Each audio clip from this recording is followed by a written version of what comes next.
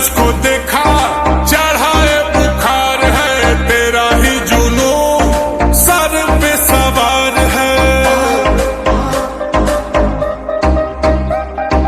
Body तेरी button hair skin है, मेरे लिए बोलो क्या सिग्नल ग्रीन है।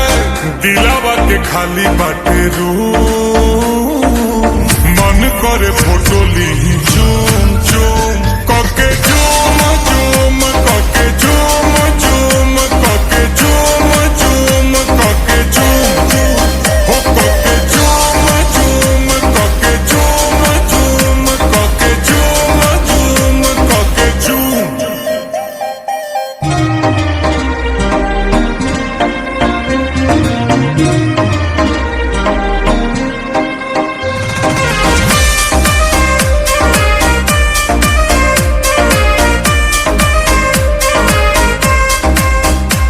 वो मीठी मीठी बातें गजब की मुलाकातें, वो याद आती है रात जाने जा।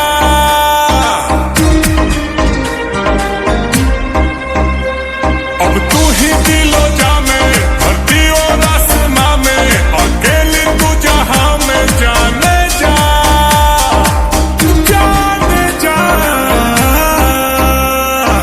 आंखों में तेरे जादू, कहो तो सितारे तोड़ ला तू।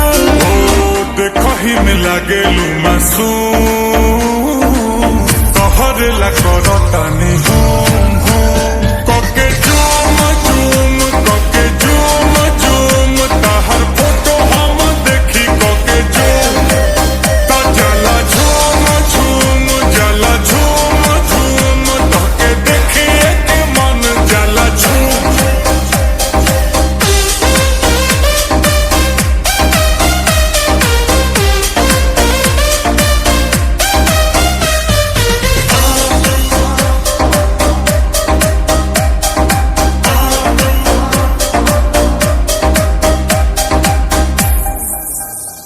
तू ही मेरी कहानी, तुझ में ही जिंदगानी, इस प्यासे की हो पानी जाने जा।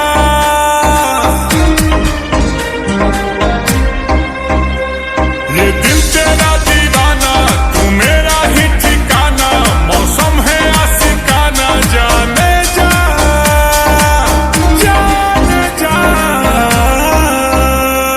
सांसों में तू बसी है, लबों पे मेरे तू ही हंसी है। गुची के लगा के परफ्यूम,